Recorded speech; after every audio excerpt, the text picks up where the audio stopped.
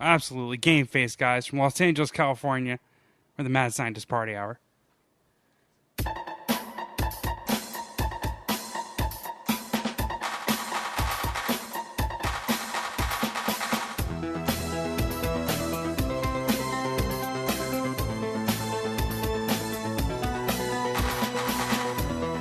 Oh! Hello there, friends! Welcome back to another episode of Mad Scientist Party Hour. My name's Kevin Kraft, joined once again by a man who has farted his pants and underwear off and is currently waving his boner around like he's conducting an orchestra. That's Jeff Clark. Hey, Kevin. Hey, Shuddy. Hey, Puminati.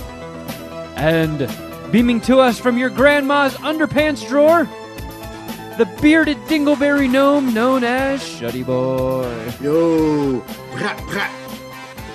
Wow, what an uneventful week that just happened that we have nothing to talk about. Yeah, Oh we're gonna really struggle to fill this time with stuff because there's nothing exciting that's occurred, especially not in the last 48 hours. That's for damn sure. No. One could argue this has been the most uneventful, boring, stupid 48 hours of human existence. But we're gonna try anyway. Try to make the most of it. Yeah. I mean, all jokes aside, though, that has to be the Will Smith, Chris Rock situation, fiasco, incident has to be a top 5 like live TV moment. Like I was even going to like set this up and be like, so as everybody's aware, there was an enormous event that shook the world last night. What were you going to go with? Obviously, MSPH wrestling. Right. But, I mean, it's...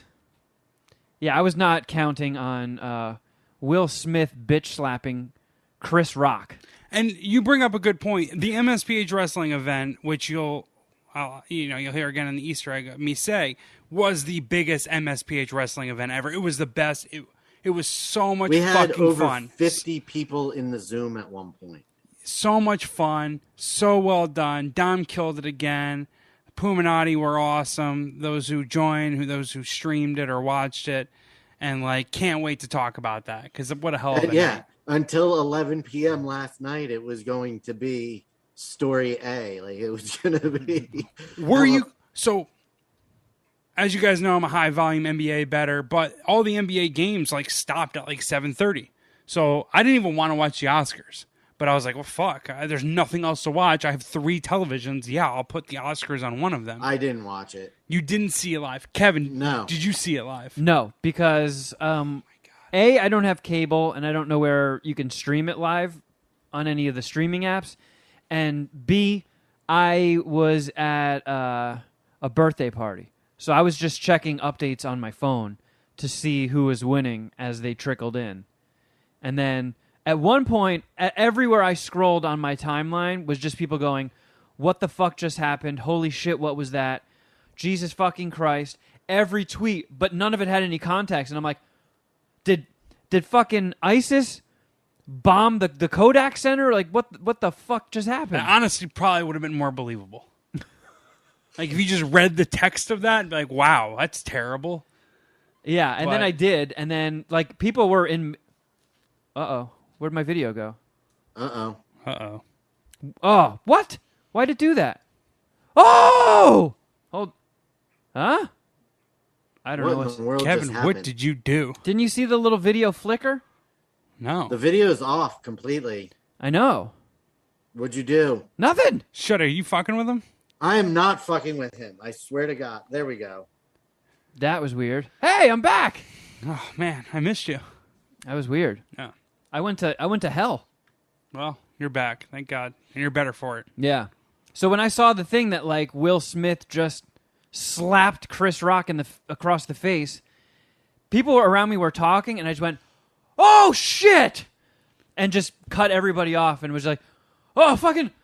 Will Smith just slapped Chris Rock. Yeah. Yeah. It's like if like you didn't know the moon landing was happening and it happened. It's like, oh, like, did the nearest TV go on? You know what I mean? Did you guys rush to the holy shit. No, I started digging. I was the Oscars correspondent for the party. Gotcha. So like I was digging around trying to find it and stuff, and then everybody huddled around was watching it on my phone. I mean, it stopped everybody's conversations dead in their tracks. I interrupted 3 conversations that were going on around me, and everybody just forgot what they were talking about. And I'm fucking torn. I really don't know how to process this, how to comprehend this. So I watched it live, and I just I was in shock, and I just chose not to believe it happened. And then Paul texted the group chat, was like, "Did Will Smith just snuff Chris Rock at the Oscars?" And then it was a conversation amongst us homies. Kwame and Earl come in. Then we find the Japanese and the Australian versions, which show the unedited. Because you want to hear it? In the U.S. feed, absolutely. But in the U.S. feed, they cut out the audio, and it was 30 seconds of dead air. Yeah, 30 seconds of dead air, and then for whatever reason, they showed Will Smith from his seat saying, "Keep my wife's name out of your fucking mouth," and they showed the whole thing, but there was no audio. I don't know. So I guess you're gonna play it. Go ahead. Yeah, I got it. So I mean, for anybody I don't know, maybe there's one person listening in Lithuania or some shit. Chris Rock made a joke about Jada Pinkett Smith's shaved head, saying, "Can't wait to see you in G.I. Jane 2." Perhaps the most mellow joke of all time. And then this happened. Oh, wow. Wow. Will Smith just smacked the shit out of me. Keep my wife's name out your fucking mouth. Wow, dude. Yes. It was a G.I. Jane joke. Keep my wife's name out your fucking mouth. I'm going to, okay? Oh, jeez. What a terrible ending to I'm going to, okay? He should have been like, shut up, pussy.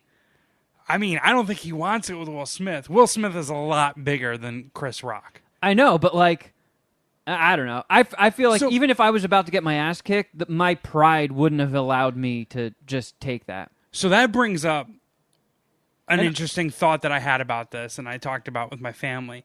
Well, I'm going to go Matthew McConaughey, Time to Kill right now. What if Will Smith was white? What if that was fucking Chris Rock clowning on Alec Baldwin for being a murderer, or, accidental murderer?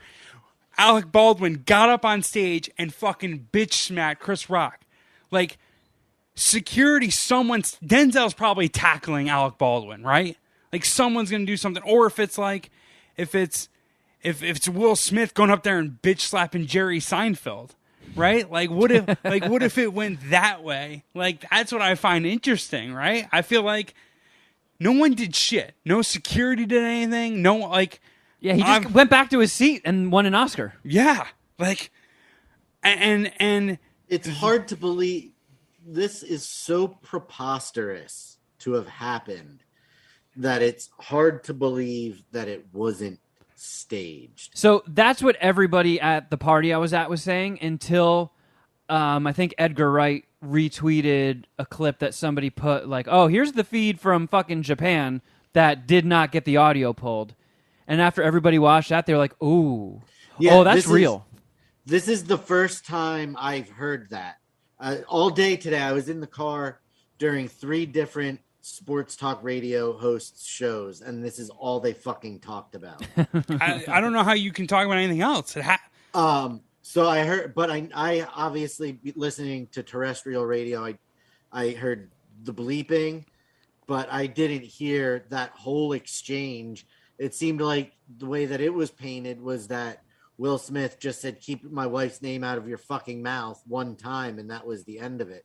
It didn't. There was not. I did not know that there was all that little bit of back and forth. I like how he did the thing where you say the words one at a time. Also, keep my wife's name out your fucking mouth. Well, I mean, okay. Oh, look out! Wild Wild West is here. Give me a fucking break, you clown. Oh, wait a minute! You're going anti Will Smith on this, you son of a bitch. Yeah. Oh, he's a God pussy. Damn he it. is a pussy. See, I got to make a pro Will Smith argument here, but that inherently puts me anti Chris Rock, and that's not where I want to be. This is a tough thing for me to digest because honestly, these are 2 childhood icons for me. Like, I don't get starstruck very often. I would be starstruck seeing these guys. But there's no doubt in my mind that Jeff, if there's two sides, he's going to take the side of the cuck who can't take a joke. Take it easy. Come on, man. See, I mean, it's such a beautiful moment because, like, Will Smith literally reached his breaking point. People have been shitting on him for years, and he pretty much said this much in his Oscar speech. He's like, you know what? I don't remember exactly what he said, but it was effectively like, I've been listening to this shit for too long, and fuck this. And like, well, he's been listening to what shit for too long? People clowning on him about like his wife and his marital situation and his goofy fucking kids. And I'm sure if he could do things differently again, he would. And I don't know. Like, I think back to when you reviewed King Richard. And I'm going to bring back this take, and I think it was solidified by this moment last night. I was saying that the world, entertainment, this country is a better place when Will Smith is on top, when Will Smith is an alpha, right? And Will Smith won the Best Actor award last night, bitch slapped Chris Rock beforehand, and effectively brought us the most memorable TV moment in history, and it'll go on as such, or it'll live on as such from here on out. I think like, the funniest part is Will Smith won his first Oscar, and nobody's talking about it. Everybody's just talking about the slap. This is going to be parodied in everything. It's just going to make him a fucking joke. Yeah, but it like people bounce back from that shit. Like Mike Tyson bit Evander Holyfield's ear, and he's had like 3 different comebacks from that. I mean, yeah, but nothing really mainstream. Okay, he was like a cameo in The Hangover, and now he has a weed business where he's selling Evander Holyfield gummy ears. I mean, isn't his podcast killing it? I have no idea. I think the Hot Boxing podcast is doing really well. Like, I'm saying, Mike Tyson got convicted of rape, bit off fucking a guy's ear off in the ring, and it's still like making money. It still has like a public image. Yeah, I don't think this is going to hurt Will Smith's career, but it's like it would kind of be like if Jennifer Lawrence won an Oscar, and while she was going up on stage, she tripped over her dress, farted, and her titty plopped out. It's like, all right, yeah, she's still going to act and stuff, but everybody's going to be like, you're the titty plopping farter. I mean, now people just know not to fuck with Will Smith as much, perhaps. I mean, I think it's going to be the reverse. I think people are just going to clown him even more.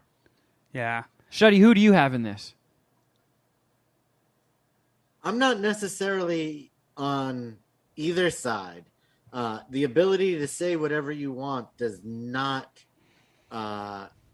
free you up from the repercussions of what you do say. And if somebody, says something about your girl in a bar or something that you don't like, they're going to get probably smacked in the mouth is probably the least of what would happen to them. So but I think award shows are completely different. Like, everybody goes there. Every Oscars for the past, 20, maybe even longer years has had a presenter that'll, goof on people in the audience, and every single person in there is someone's spouse, someone's kid, someone's dad, someone's mom. And everybody's been able to take a joke except for crybaby Will Smith. I will say, though, I think he's a pussy. As someone who was born with a birth defect, does it change your opinion at all knowing that she was bald because she had alopecia? I've been seeing all that after the fact. Alopecia makes your hair fall out. It doesn't make it short. She has a shaved head. She doesn't have a bald head. It's shaved. Because it's it stubbly. Probably doesn't grow in all the way. Yeah, it just grows in shitty, so she just shaves it. I don't know. Her stubble on her head looks a lot thicker than my fucking regular bitch-ass hair. So you're disputing with the fact that she has alopecia. You do not believe it. I'm saying maybe the Smiths get a little bit dramatic with shit. I don't see how you can make that Maybe one conclusion. day she was washing her hair and a couple hairs fell out, and she goes on her show where she steams her vagina with her daughter and says, I have alopecia. You have a shaved head. It's stubble. Alopecia. You know who has alopecia? Coming from one of the biggest hypochondriacs we know, that's kind of a real shitty take on the situation. Yeah, you could absolutely end up with alopecia. You might as well be Jeff right now with how out of fucking pocket that alopecia take is. Yeah, how do you feel being compared to me? Okay, I am a hypochondriac, but that doesn't change the fact that there are people with alopecia. That guy, that British guy, The only thing I really know him from off the top of my head. What about NoHo Hank? NoHo Hank. That is somebody with alopecia. You don't see stubble all over NoHo Hank because he has alopecia. It makes him hairless. It doesn't make you stubbly. I bet you NoHo Hank shaves himself bic No. with a regular No. razor. If you have alopecia, there is nothing to shave. I'm 100% sure there are degrees of alopecia. Sure. Either way, she has a shaved head. G.I. Jane. It's the fucking tamest thing in the world. Give me a break. I'll say what flipped me back onto like Chris Rock's side, or the side where it's chill to rip on Jada Pinkett Smith, even though she has alopecia, was like someone made the comment or the analogy of like Michael J. Fox jokes. And it's like, I have laughed at those before, you know? Like maybe even just Eminem including it in a song, you know? And it's I mean, like, so Chris Rock has made a lot of jokes at Will and Jada's expense over the last few years. So it's probably a culmination of everything. You think he had like a Shuddy Boy Easter egg moment where it was just... Yeah, except I didn't slap the shit out of one of you. it's because we weren't in reaching distance. You had that look on your eye. Yeah, Shuddy Boy had that glint in his eye like he was about to perform a fatality. Yeah, I've seen that look like once or twice before. I feel like Chris Rock goofs on everybody at every Oscars. Fucking Amy Schumer was goofing on people. It'd been awesome if Will Smith got up there and bitch slapped Amy Schumer. Yeah, like she made it. Didn't I she? would have definitely been pro Will Smith on that one. I saw a headline that, because I didn't watch the Oscars, but I saw a headline that Amy Schumer was on stage and she made a joke at Leo's expense for dating young women. Like, should Leo just stand up and slap her across the face?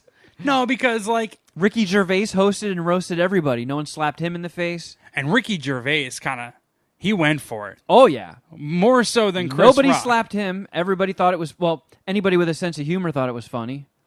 I think people just need, like, Will Smith, you get even the way he said, "Pull my knife name out, you fucking move." I mean, he was Like, he was crying. Oh, yeah, because he's a bitch. I mean, it was a very emotional moment for him. The guy just fucking went off at the Oscars. He is somebody that he takes himself way too seriously. Like, fucking calm down, dude.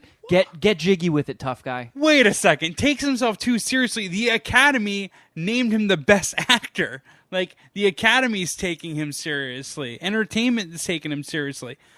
I don't know. Like, I feel like you're too anti Will Smith on this one, if I'm being honest. Yeah, I might be, but I don't know. I feel like one of the biggest things that sucks about today is nobody has a fucking sense of humor. If it turns out this is fake, that how would be will you annoying. feel? That would be annoying. Then I would think they're both pussies. Really? I don't know. Like, if it was like an Andy Kaufman, Jerry the King Lawler situation, Yeah. I don't know. That'd be pretty cool. Now that you This put would it that be way, one that is kind of cool. This would be one hell of a prank. Like, literally, Honestly, it like would I be said, great.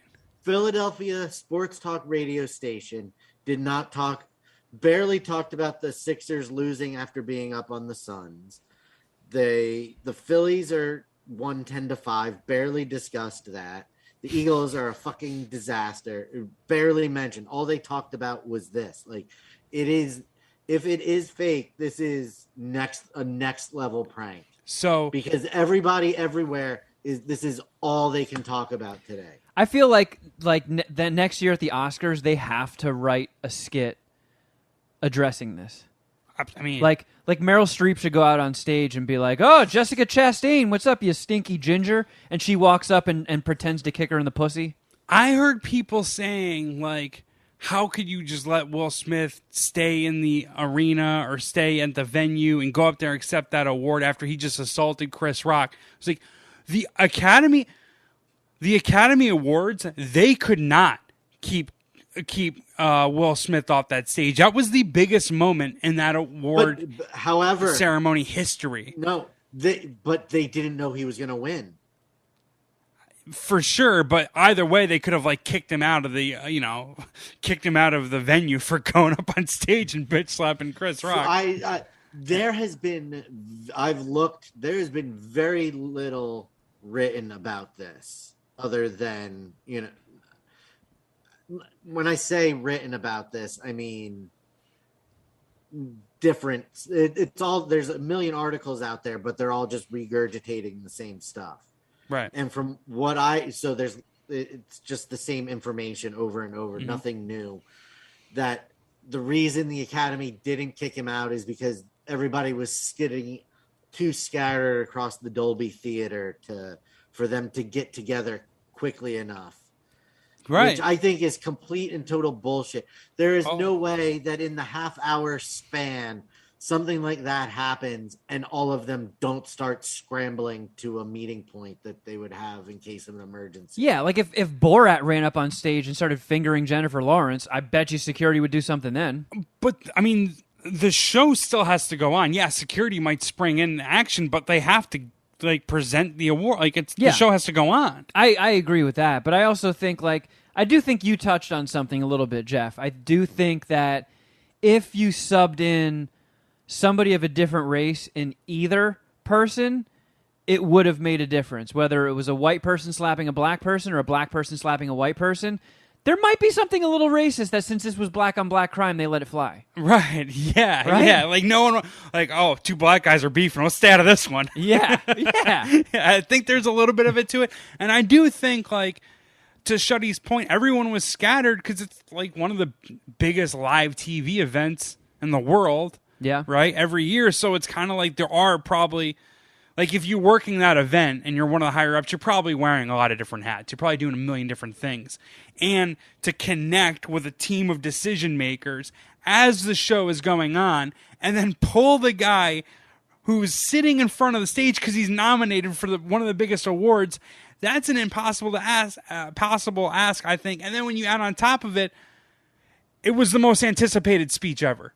Like, honestly, I couldn't turn off the TV. I was like, oh my God, he's going to go back up there and fucking, he's going to have to say something. Like they're not, like, I didn't think they were going to pull him. I didn't think they were going to take him off. And like honestly, like, isn't there articles every year about how the Academy Awards are losing viewership? Yeah. Like, and this is year, the greatest thing that's ever happened. By far. Because, like, I mean, and that's why that's part of the reason why I think it's fake. That this is exactly something to add a little bit of drama to the night. To be, listen, we're all fucking talking about this, dude. I saw I a did tweet. see an article that viewership was up like 56% this year, and clearly that's not because, like, I wonder if anybody's going to get slapped. I'm tuning in this year. Right. For some reason, more people just tuned in. I don't know if the slap, which was towards the end of the night, just got more people like, wait, what the fuck? I'm turning this on. And that counted towards, what is there happening? There goes your video again. God fucking damn it. Might be time to get a new retarded camera that gets shitty angles and picture quality. Uh-oh. Kevin's on tilt. Oh, man. Dude, I saw a fucking tweet. And this kind of also is more evidence of Shuddy's point, or just like an idea that he brought up about it being staged. Chris Rock is performing at the Wilbur Wednesday. His tickets went from $85 to $400. $400 to go see Chris Rock at the Wilbur on Wednesday. Is that because they pulled some Ticketmaster bullshit? They all sold to scalpers, and now that every available ticket is in the hands of a scalper, they all marked them up? Probably. I just saw the tweet. I didn't really verify it, to be honest. I just kind of assumed that it's true. I don't know. If you can verify that, great shit. I mean, I believe it, right?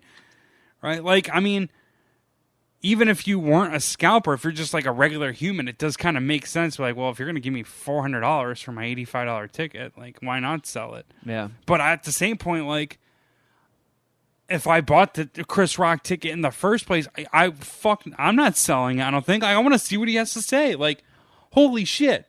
Like, this will be in his set forever, right? For moving forward, he almost has to talk about it. It's like fucking. It'd be like if the Beatles were touring and they didn't play yesterday. Like, what the hell? Like, there was. I mean, you know, and everybody fucking weighed in on it instantly. And Tiffany Haddish was saying that it was the most beautiful thing she's ever seen. And then she told reporters today, I think, that at the after parties, she went up to Jada, and here, I wrote it down because I didn't want to fuck this quote up. Tickets are completely sold out for all 5 of his shows at the Wilbur. So, which is probably what they were probably initially sold out. and now they're going for $400. Now they're scalping. Yeah. So Tiffany Haddish said, "You better suck his dick from the back, girl." Wow. Oh man. That's a weird way to get your dick sucked. I have never gotten my dick sucked from the back, and I don't know if I want that because it seems like an uncomfortable angle for your penis. Yeah. How does It might squish your I don't even balls. understand the physics of it. So, like, here, I'll show you, Shuddy Boy. Yeah. Show him. I'm guessing you would stand like this, Show him yet. and then your dick would come out your ass like this.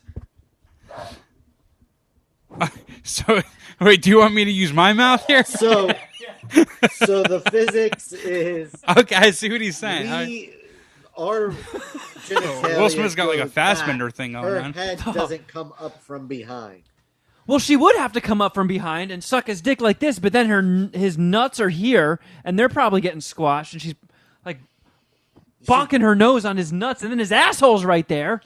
I almost feel like she would be bonking her nose directly into his butthole. Yeah, that is. Maybe if that's what he wants. I mean, that's what he fucking deserves. Yeah, maybe it feels good.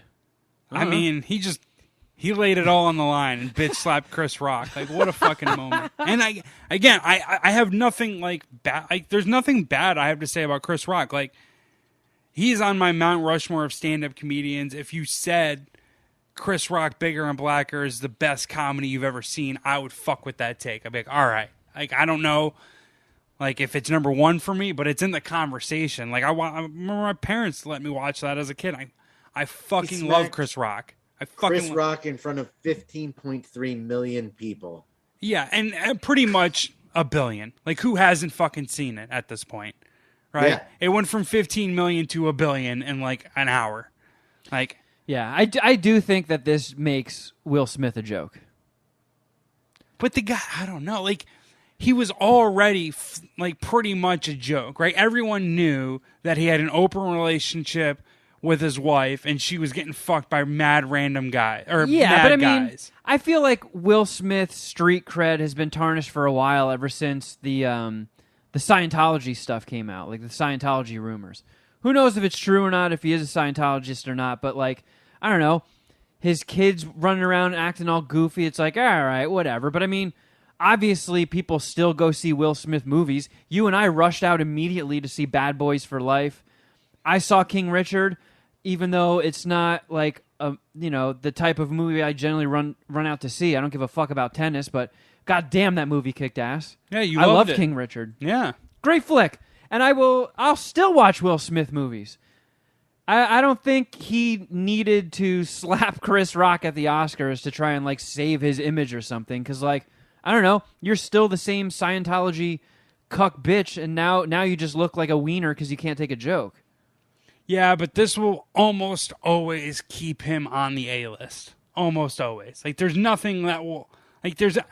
I don't know. I feel like this is his Howard Dean moment. He might as well have just got up on stage, taking the mic, and going, "Bia!" I don't know. Again, entertainment is so much better when fucking Will Smith is kicking ass. See, look at this point. Look at where we're at right now. Will Smith bitch slapped Chris Rock, and the world's a better place. What is... in all honesty, when is Will Smith not on top? When did Will Smith have like a dip in his career? I mean, he always has I Am Legend pretty much sucked. Like, Hancock, not that good. Sure, but I mean, who like Will Smith's level doesn't put out a stinker every once in a while? They still crank out tons and tons of movies. Will Smith, since I Am Legend, has put out a ton of movies. Some are good, some are bad, and you can say that of any actor that works consistently and is a top-billed person. Fair enough, but like when I was a kid, like Will Smith's run from like 88 to 94 is like Tom Hanks, Drake, like Leonardo DiCaprio. It's just like this guy killed it in everything he did. Fucking rap, TV, movies, fucking killed it. Went off. Like, I mean, are you counting Wild Wild West in there? no, that's pretty much like that's when it went down. That's what I'm saying. Like Wild Wild West. That's when I, as a Will Smith fan, came to grips. So like, you know what? He's past his prime, and I've been waiting and wishing for Will Smith to make a triumphant return, and holy fuck, did he do it! Like, I just hope that he gets like villain roles where he can kind of like show almost some like more range with his acting. You know, it's like, you know what? I'm not just the fucking good guy. I'm not. You see? I bitch slap Chris Rock on fucking TV. I'm not just the good guy. I can be the bad guy. I thought it was awesome. His speech was fucking ridiculous. He called himself a vessel for love. I mean, man, the emotions he must have been going through where he's like, oh my God, I got to go up here and say something. Honestly, I think he's, at this point, he's just so out of touch that I don't even think it fazed him. I don't even think that thought entered his head. Like, oh no, how embarrassing, I just slapped a guy. I think he was just like, yep, I'm the man. I'm going to do a half-assed apology, which he didn't even apologize to Chris Rock, right? Didn't he just apologize to the Academy? Yeah. I think he's stuck in his position where it's like, fuck Chris Rock. He deserved to get the shit smacked out of him. Hey, you can't buckle on that one. I saw Diddy saying that, I think I took a screenshot that they squashed it, but TMZ is disputing that. Yeah, they're saying that's if this wasn't fake, why has neither of them said anything today? I mean, if I was Chris Rock, I don't know if I'd say anything. I don't know what you could say. I thought Chris Rock really handled it as well as anyone could have. Yeah, I mean, the clip cut off of him just going like, keep my wife's name out your fucking mouth. I am. Yeah. And then he kind of just, after that, he did just roll with it and went right back into things. He did handle it like a pro. He said, he stumbled through it, but just getting through it at all is kind of a miracle. He's like, we got to give the award for best documentary now.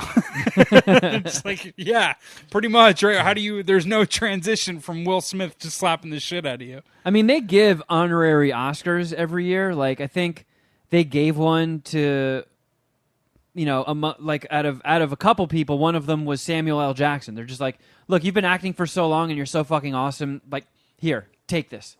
Take this. They should have just whipped one up in the back and been like, Chris Rock, here, you've won an Oscar. I mean, that and even better, he has to host next year. Like, absolutely has to, right? Will Smith has to let him bone Jada. Maybe that has happened, and that is part of the problem. For real. That was my first thought. Thought is that there's some. That was sexual tension. One of the kids texted last night, and that was my first thought, was that maybe Chris Rock, with this open relationship, Jada and him fucked at some point, and with all of this coming out, Will's just had enough of this and fucking snap. Well, let me ask you guys this then, Shuddy Boy, if what you're saying is true, do you think that makes Chris Rock more of a G? Because I saw somebody put out a video of like a montage of all the times Chris Rock has made a joke at Jada during an award show. So if he bones her and then just clowns her at every award show, what are your thoughts on that? I mean, it's pretty hard and badass of Chris Rock, but then like Will Smith bitch slapped him on TV. And he like didn't do anything. And like, yeah, Chris Rock shouldn't have fought back, and like I don't even expect him to. But if he did, Will Smith would have mopped his ass. You know what I mean? Will Smith is a lot bigger than him. I'm sure he took some sort of boxing training for Ali, and either way, again, he's a lot bigger than like. There was a thing because when I watched it does not look. It looks like watching the. I watched the video just a little while ago, and with the way that Will Smith wound up. He pulled back.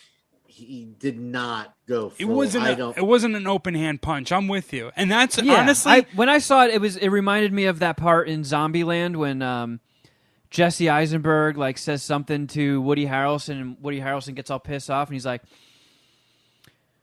I'm going to give you 45%, and then just like punches him in the arm and knocks him over. I feel like that kind of happened. Like he walked up there and was like, but to add to Shuddy's perhaps theory of it being staged, when Will Smith is walking towards him on the stage, Chris Rock does kind of like put his hands behind his back and lean his face forward and just stands there and takes the slap.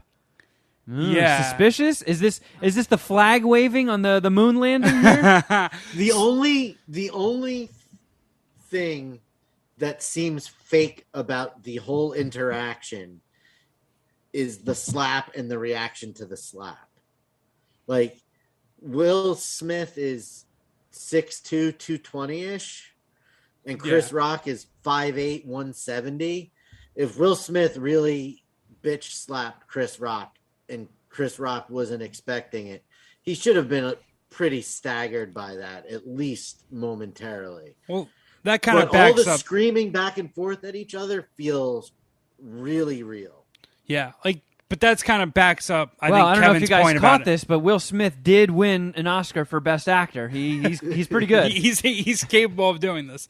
Yeah, I mean, but to Kevin's point, it is like that's probably why he only hit him, or that kind of explains or shows that he only hit him at like 45%. Because if he closed his fist, Chris Rock is sleeping. If he fucking really like open hand punches him, Chris Rock is in a lot of trouble. And it was also all fingers. Yeah, but like you hear the mic, like he hits him. He connected with him, like for sure. But it was But listen here. You hear it. So he connects. Like he definitely connects on some level. And yeah, like initially, again, like I watched it live, and because the audio broke up and then like the camera got all weird, part of me is like, wait, was that real? But I just couldn't I was like, no, that Will Smith didn't just slap Chris Rock and scream, keep my wife's name out your fucking mouth. That didn't just happen. I chose to like not believe it, and then like the world started talking about it. I was like, holy fucking shit. I just saw that. Oh my God, I just saw that. It honestly, it's crazy. It just blows my mind. It'll always blow my mind. Yeah, man. I mean that is, they should put that in next year's in memoriam. It's the biggest thing that ever happened to that awards. Like, no, there's no. I can't even. What's second? I guess the La La Land thing, right? Yep. Holy shit! Like, what a fuck! Like, would have just come up for the Academies, come up for Chris Rock. Everyone kind of wins here. I guess you could argue. Well, we'll see what happens with Will Smith's career and stuff. I think he wins. I think he's all right. Like, what a fucking moment! I'm actually gonna have to watch the Oscars next year. They got to bring Chris Rock back. Like, they have to. Oh man. Well, I mean, speaking of winners, should we find out who won the annual MSPH? Absolutely. Let's find out who lost, and really making that's two really of what us happened. winners. That is a much better point, Shuddy Boy. Okay, so I have the document pulled up. As I was watching, it felt like I lost. I did not hear enough Power of the Dog based on what I picked, in my opinion. And I honestly, I forget what I picked. I know the stuff that I wanted to win. Did you? But I'm like, fuck. I don't think I did. I don't know. Because I wanted to do this with you guys. I didn't want to like rush home and check the notes. I wanted to figure out, I want to do it with the homies. Yeah. I better have picked Will Smith to win Best Actor. Or I want this all taken down. That's the first category in my notes. I know that I picked him. You did, and Jeff, you picked Denzel. Fuck me. Fuck me. And I picked Cumberbatch. So I whiffed on the whole Power of the Dog hype, which I didn't even want to win. I didn't think it was all that good. Actor in a supporting role. Shuddy, you're at 2. You and I both picked Troy Kotsur, if that's how you even say his name, from Coda. There we go. Deaf guy. So I'm at 1. Shuddy's at 2. Jeff, you're at 0. Jeff, you are currently about to eat Lil Mama's poop. Yeah, give me the fucking bong. I'll piss and shit in it. Oh my God. Is this real? What happened? Am I going to have to listen? What? Oh, okay. I fucked up. I wrote, damn it, Shuddy. Leading actress. I thought I picked Jessica Chastain too. You didn't. I didn't. No, I wanted Shuddy. to. I thought she was the best. I said she was the best, but I tried to play strategically and I picked Kristen Stewart. What did I take? Olivia Colman. Oh no. So Shuddy, oh no. You are at 3. We all whiffed an actress in a supporting role because it was Ariana DeBose from West Side Story. All three of us picked Kirsten Dunst. Sick tits, really hot chick. Which she Never- was the favorite. She was the odds-on favorite for that. Okay, I fucked up again. Is it in my benefit, please? For fuck's Yeah. sake. Thank God. It is, because I'm pretty sure, so animated feature, I'm pretty sure I picked Mitchell's versus the Machines, which was You did. easily the best animated film. But of course they went with bullshit Encanto. And for some reason I wrote that me and Jeff picked Encanto, but I'm pretty sure it was Jeff and Shuddy. It was, in fact, me Yeah, and you Jeff. definitely had the machines, the mullet in the machines, or whatever it's called. Max in the machines. All right, Mitchell's. so Jeff and I are currently tied at 1. Shuddy's at 4. I can't take another loss. Holy shit. I'm so nervous right now. Well, you shouldn't be, because directing, I picked Drive My Car. You guys both picked Power The the Dog. plus 10,000. The Yep. plus 10,000. Well, I only learned that afterwards, you wise ass. So, Jeff, you are now at 2, and I'm at 1. Thank God. Shuddy, you are at 5. This feels like match play. I just gotta hold. I just gotta stay in front of you now. Just gotta outrun you. Oh God. Oh God. What's This the next? is- How many categories did we pick, and how many are left? Not many, and now I'm seeing that I didn't go with my gut. I didn't pick Coda for Best Picture, even though Should we get the bong? it was my pick. You're gonna piss and shit in the bong. Oh, wait, no. Shuddy was the only person that picked Coda. Nice. Bill Simmons, sports guy, whatever. He had Jimmy Kimmel on his podcast last night to recap like the Oscars thing and the Will Smith incident. And he said that he bet Coda at like 8.5 to 1. It closed at like minus 150. Coda. So like it got out there. The news got out somehow. Maybe just like the market started hitting Coda, but a bunch of people, the Barstool guy, like said Coda would win the best movie like as soon as he saw it in like October or August. So I don't know. Coda was like the obvious play, and I just fucking I don't know. I was so Well, in the weeds and my stomach just sunk. I got this taste in my mouth, like, you know when you drop acid and then a bad trip starts happening and you get that fucking mouth sweat? I've only No. done acid once. Shout out I've to never Melvin. done acid. So. Well, that's what's happening to me right now. Can we get some acid? Best adapted screenplay. I picked Drive My Car. Why not? I don't know what the fuck I was thinking this year. Jeff and Shuddy picked Coda, and Coda won. So Shuddy's at 7, Jeff's at 3. I am still at 1. Refresh my memory again. How many Coda dicks did you suck? Because you watched that movie, I think it was either 4.5 or 4.25. so it was actually good. Coda was fucking great. Yeah. Okay, whatever. I went into it pinching my nose, preparing to like suffer through a turd fest, and it was fucking great.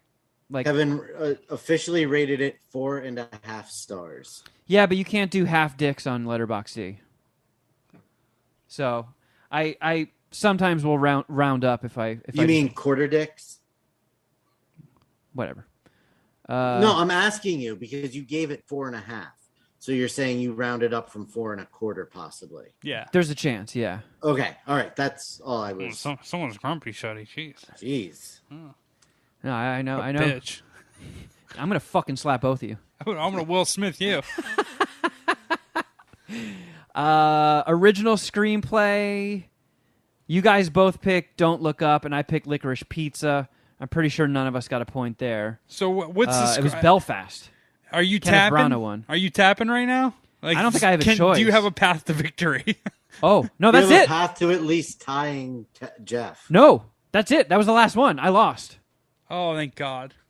How is it that the person that has seen all of the movies? Well, the person who saw the movies is a fucking moron. I mean, that's what I was telling you, ninny shitheads, last week. You're like, oh, you cheated. You know, like All right, seeing everything. Illuminati, send us whatever punishments you can come up with. The more extreme, the better. I liked Art's idea of Jeff giving me a back rub. Fuck that. So there you go. I fucking lost, even though in my heart of fucking hearts, You picked all the right answers? Yeah. And then I tried to play strategically. It's almost like there is no path to victory. No, you're destined to lose at this game. I think you just turtle in the moment. Like when it comes to the time to pick the awards, you get thrown off your strategy for whatever reason. Maybe it's our picks, maybe it's just the moment, but I always whiff. You always see all the movies too. Yeah. So I don't know. I mean, the only person I got right was the deaf guy from Coda winning Best Supporting Actor. So what did you go? 1 for 7? Yeah. That's how many categories? No, there was, I think, 9. Well, you went 1 for 9. So did I win with like a 4 or a 3? Yeah, you got 3. Jeez. Shuddy got 7. Shuddy, you motherfucker. I think he's watching ahead, like on Queef or No Queef. Shuddy's cheating. Okay. The odds thing is huge. But then again, it depends when you look at it, because Coda was an underdog and they closed at a favorite. So even the odds sometimes could be wrong. I can't believe it. I can't believe I didn't pick Coda. I was honestly at that fucking birthday party checking my phone and seeing the winners, and I'm like, that's who I wanted to win. Okay, I'm very, very confident I did not lose. And I lost epically. Was Carl aware of the stakes? Did she know about the Oscar bet stuff? Yeah. Okay. So I didn't tell her that I might have to take a shit in a bong and do a bong hit out of it. Yeah, you might have to suck someone's dick from the back. Well, Shuddy won, so Shuddy, I'm sucking your dick. No. Yeah. No, you two are too I'll lower. That's on you guys. I've already done one bet where I've had to be a part of the punishment because Jeff was too big of a pussy to do it. Well, that's true. All right, Jeff, pull your pants down. Bend over. He's not getting out of any more bets by having to eat a hot pepper. That's not flying anymore. We're much more refined than that these days. That was another MSPH classic moment. Yep. Man. Holy shit. Oh. Wow. All right, well. Send us your worst, Puminati. There you have Kevin it. lost. Yep. All bodily fluids are in play. Yeah. Kevin, we were just watching Slow Children before we started recording, so Kevin's feeling nostalgic. Send him some crazy shit. Yeah, I'd rather do something painful. Throw yourself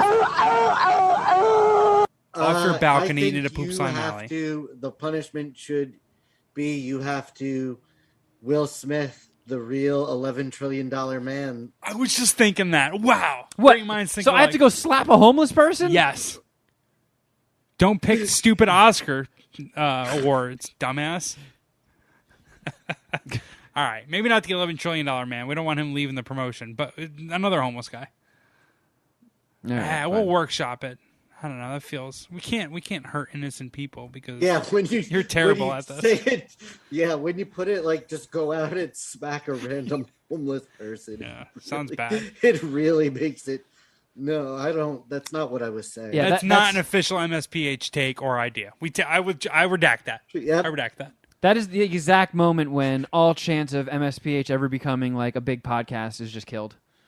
Like, oh, these guys slap homeless people. Get them. Yeah, and, we deserve to be canceled. 8 years after that stopped being a thing. I mean, I think cancel culture is a little out of control, but we'd probably deserve it in that case. I think that'd be fair. Yeah, you might be onto something. Yeah. All right, well. How about we let the $11 trillion man Will Smith you? He could have poop on his hands or something. Yeah. We also, make him Will Smith you with poop on his hands. Shuddy, I haven't seen the maybe out of it. 11 wet trillion. I haven't seen him. I don't know where he is. Yeah, I mean that answer. I don't know. You might not want to know the answer to that. Probably nowhere good. Oh, 11 wet trillion. Fuck, man. Ow! So somehow, MSPH Wrestling got put on the B block. That's how monstrous the Oscars were. But again, for now a third time, second you guys are hearing chronologically, MSPH Wrestling 11 was epic. An epic night. It was very fun.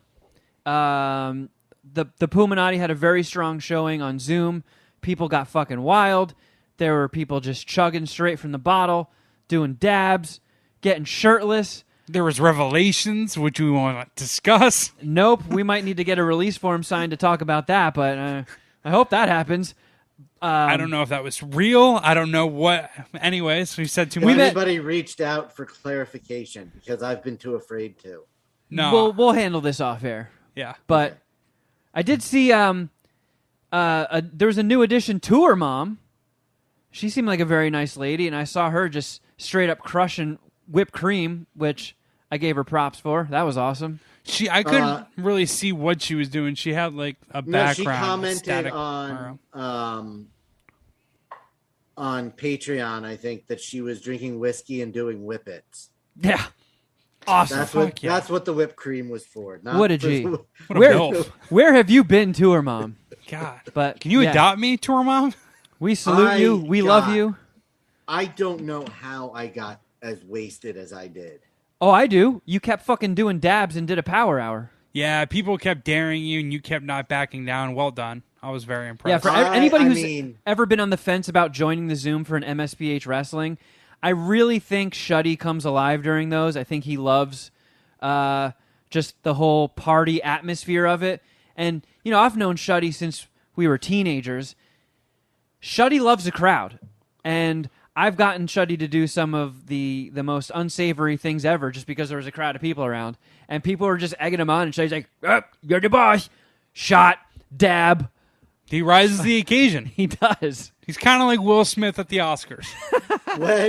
When MSPH wrestling ended, I did not clean anything up. I shut the computer off and went upstairs, laid in bed for about 5 minutes before I got the spins, and then rushed to the bathroom and puked up the 2 bags of popcorn that I ate during MSPH wrestling. No way. You barfed? Yeah, I felt like hell yesterday. And I was like, I only had like a handful of beers in 4 hours. I did 2 dabs. I smoked a little bit of a blunt I rolled. I think what did me in was when Boognish peer pressured me into the 3.5 foot volcano bag that I smoked rapidly and quickly to the face. I think that was what put me over the edge. That could be it, Shuddy. Checks out. You might be onto something. Checks out. But it was so much fun.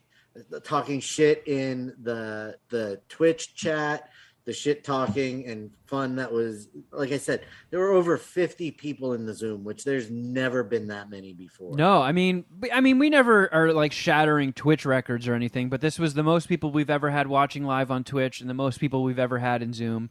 Dom, the commissioner, did a fucking fantastic job. He put some great matches up.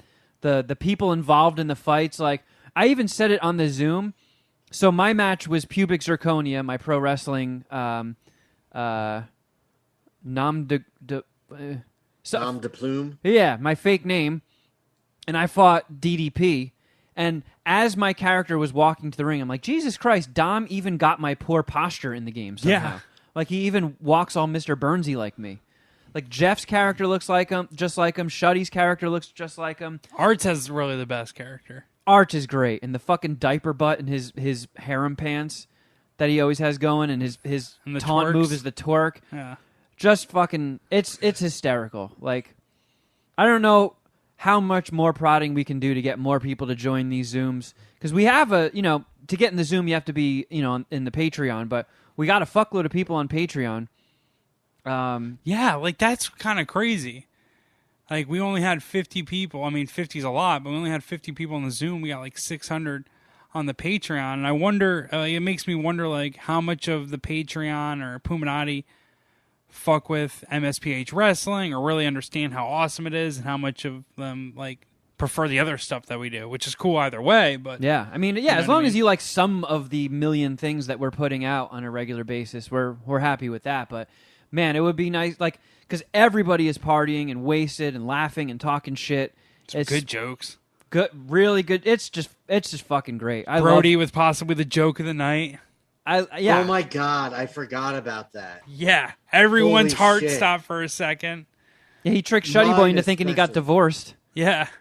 That they were separated. Yeah, that him and Blorp were separated. Yeah. And I just pointed it out in front of 50 people that didn't know. Like, oh, two I forgot Puminati about elite that. married couple. They usually gather in the one guys or both of their basement bar. But they were on separate screens this time because one traveled out of state, but we didn't know that obviously. So Shuddy was like, "Where's Blorp?" Why are you guys doing it on two different accounts? Yeah, Brody sold it perfectly with an awkward pause and like, yeah, we split up, and I didn't really want to talk about it. And then none of the 50 people said anything. We all just like looked at each other. I had a feeling it was a joke, but I didn't know. I was completely shit-faced at that point, so I just it just took all. Like I was riding high. I was showed you one of these Yeah, I made a joke about why they weren't hanging out together, and then he said that, and I went pale, like I lost all color immediately. Like, it was a sick joke. I mean, anybody who's never watched one before, Dom did start a YouTube channel. I think he might have lost MSPH Wrestling 1, the very first one, but and 11 this past week's one isn't up yet, but it will be. They're all up on youtube.com/MSPH Wrestling if you want to watch them. They are on his Twitch for 2 weeks, and then once that expires, that's when he throws them up on YouTube, I think. Gotcha. Okay, so if you don't want to wait, twitch.tv/DomV311. So yeah, just for anybody that missed it, we're just going to give you a real quick recap of what went down. So there was a no disqualification knockout match for the Women's Championship, MSPH Women's Championship. The GOAT versus Poopin' Kathy. Poopin' Kathy, who is 7 feet tall in the game and has a turd on her ass, she won. So shout out to Poopin' Kathy. You are a G. You are the champ. The Tornado Tag Team Triple Threat match for the MSPH Tag Team Championship. Oh Shit-O Sauce and Ronald McDonald versus Bat Dog Collar versus Pooh Generation X. Pooh Generation X wins. You can tap dance, Shuddy. Yeah. I know. I have to wait until more results are told before I can celebrate. So the Elimination Chamber match for the MSPH Canadian Championship, which only had 2 Canadians in it, was Guy on a Buffalo versus the $11 trillion man. On God. Yeah, on God indeed. 11 wet trillion. Versus Low Man Chris versus Mr. Romance Bonesy versus Instinctual Motivation versus T-Bone. And the winner and new MSPH Canadian champion is the $11 trillion man. I would go ahead and guess the $11 trillion man has actually never been to Canada. I think that's right. Probably couldn't really get there if he needed to. No. Y'all bitches are stupid. Mrs.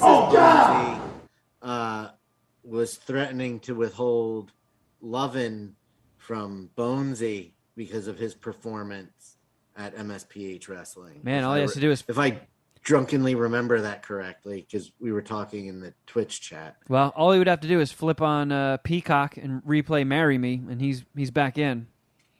The one-on-one no-holds-barred match was between Pubic Zirconia and DDP, and kept my streak going by losing to DDP. I was beating his ass for a little bit, and then he just fucked me up in a couple moves and pinned me. So, yeah, you went back right back to a loser circle. Yeah, another event. I lost. But you lasted longer than the bookmakers thought you would. Yeah, so. You went over on your time in the ring. Sure. You're getting closer to winning. The 8-man battle royal. The winner becomes the number 1 contender for the MSPH Hardcore TV Championship. Fonzo versus Big Sexy versus Alex Wilson versus Blaine Voorhees versus Boognish versus Arts versus Shawnee Killface versus Chief Brody and Blaine Voorhees Yins ended up winning. And then that took us to the steel cage match for the MSPH Hardcore TV Championship. Mexican Thanos Gorilla Jaw versus the Dragon Jeff Clark, the champ. Who at that point was had a reign of over 611 days, I believe. Yep. Yeah, Dom's official notes have Jeff's title reign at 616 days. Gorilla Jaw, the winner and new MSPH Hardcore TV champion, ending Jeff's reign and denying him entry into the MSPH Wrestling Hall of Fame. I was on the doorstep of greatness, of all-time legacy, and I fucking whiffed. And this is one of the now bigger... you're in the Hall of Lame. Because with me. Yep, because now I am the only champion. It hurts Holy so Trinity. bad. It hurts so bad. Honestly, I have too much of my confidence wrapped up in MSPH wrestling, and I don't know. Now I need to go to another place And for a listen, source of I'm not- confidence. And the tag team championship isn't even going to be able to go up for next event, since you guys have all decided to book me against Maynard James Keenan. Yeah, I can't wait for that match. Well, an idea.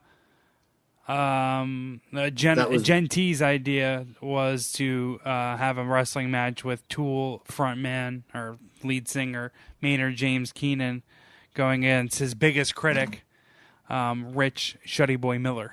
So, Epic idea. yeah. And speaking of Gen T, the next match was the tag team ladder match for the inaugural MSPH Women's Tag Team Championship.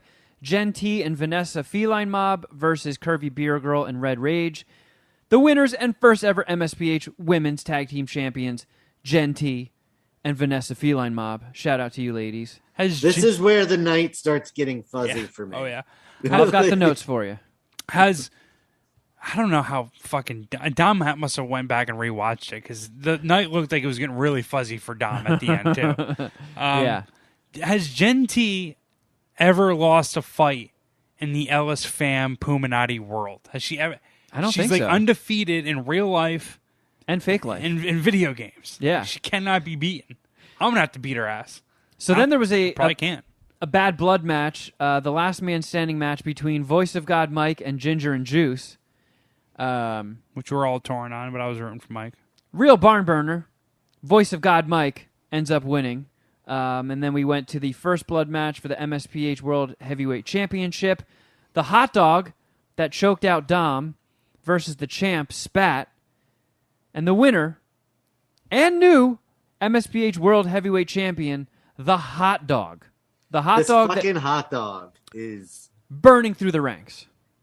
Straight out of Lincoln Financial Stadium. I wonder. I feel like it should be near the Hall of Fame itself. Yeah. I mean, what a fucking run! Yeah. Well, then we did, what is always the highlight of the night, the final event of the night, the Royal Rumble match, where pretty much anybody who didn't win in the night gets thrown in. Some fun characters like Shrap Metal and Carrie Ewells. Stone Cold E.T. Yeah, Yeah. John Paul Frenchie. Yeah. All the wackadoodles and the Puminati are all in. It's very exciting. Everybody loves it.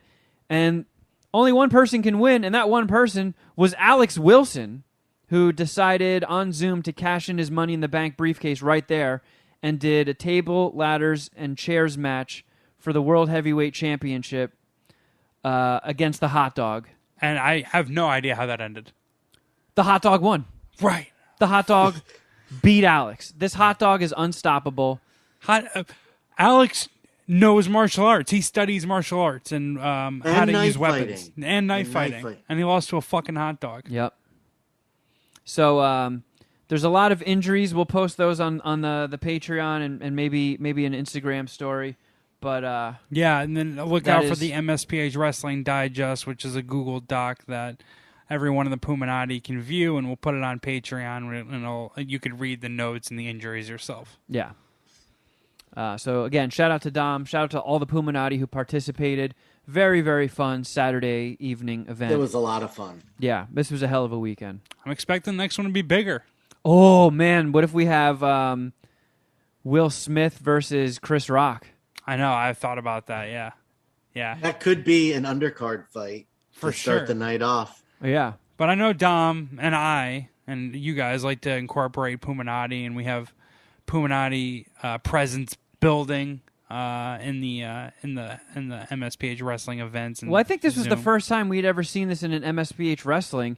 Out of nowhere, during your match, Jeff, fucking Brock Lesnar came out and started fighting you. Yeah, Brock Lesnar. I was leaving the cage to retain my title and to pretty much walk from the cage into the fucking Hall of Fame, and Brock Lesnar showed up to stop me. And then somebody showed up to try and stop Gorilla Jaw. Yeah, Bo Derek or something? Yeah, and that's the point. Who the fuck was that guy?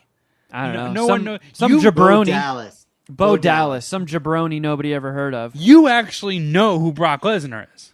Yeah, Yeah. So, like, because of MMA talk on the Ella show. for sure. Yeah. Yeah, Brock Lesnar is a bit of an icon, and I had to beat his ass. And I almost beat his ass and still won, but just couldn't get it done. Now I'm a fucking loser like everyone else. So after MSPH wrestling, I couldn't really party that much because I had a movie to go see afterwards. I don't remember like that. What did you see? I went and saw the new movie by Daniels, Everything Everywhere All at Once. So I've been on record with these guys. I think they started in music videos, and they did Lil Jon's Turn Down for What music video, Okay. and then went into film. And I think they've each made stuff separately, but when they've worked together, they made Swiss Army Man, which is just a fucking fantastic movie.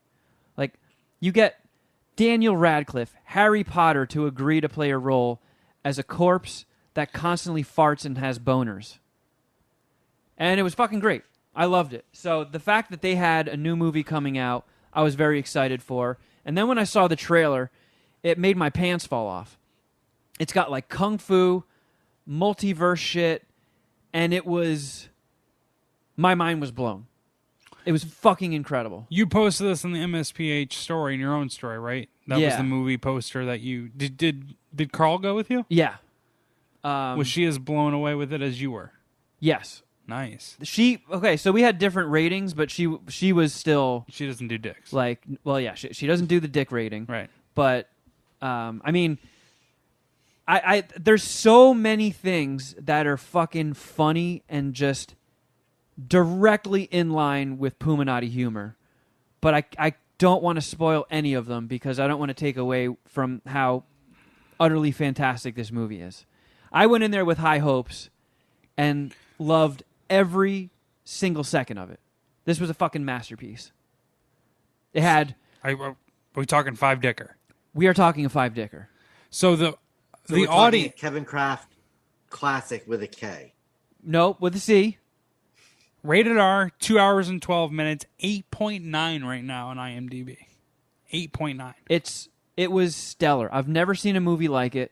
Every single scene was just like oozing with imagination and just fresh stuff. Anybody that's complaining about the same recycled bullshit in movies, I think what they're doing with this, because earmuff shuddy, it is an A24 movie, but I think they tested this out in like a few cities. So I think next week it opens wider. Because I even had a hard time finding theaters to see it in L.A. I was like, oh, this is an Alamo Drafthouse movie. Not playing there. Not playing at the iPic. I had to slum it and go to an IMAX fucking AMC. And... How was that experience? It's probably pretty dead, huh? packed. Oh, really? Packed. Well, if it's- 10:30 yeah, if it's- showing. The only place that you can see that movie. Yeah, it's true. And nobody talked through it. I think everybody was just like on the edge of their seat just watching like, Oh. I've never seen anything like this. This is fucking great. So they behaved. The only noise people made were the multiple applause breaks that happened after like incredible scenes. Wow, so it was a good AMC crowd. That's rare. Yeah. When you read the synopsis, it gives off a As rare as vibe. a good A24 movie. So I'll read the synopsis. An aging Chinese immigrant is swept up in an insane adventure where she alone can save the world by exploring other universes, connecting with the lives she could have led. Feels like a bit of like Big Trouble in Little China type shit, but with obviously no Kurt Russell. It's almost Am like I off? I guess if they It has the guy from Big Trouble in Little China in it, even. The guy who plays Lopan. James Hong? Oh, Yeah. wait. Yeah. So James Hong, Michelle Yeoh, and Ki Hoi Kwan, who was Data in the Goonies. I don't think he's been in a movie in like a million years. Is that who that is? Yeah. And holy shit. He was fucking hysterical in it. Like the script was, everything about it was perfect. I can't say enough good things about this movie. Jamie Lee Curtis was in it. You get to see You get to see Jamie Lee Curtis do kung fu. Okay. You get to see her tits. No, but right.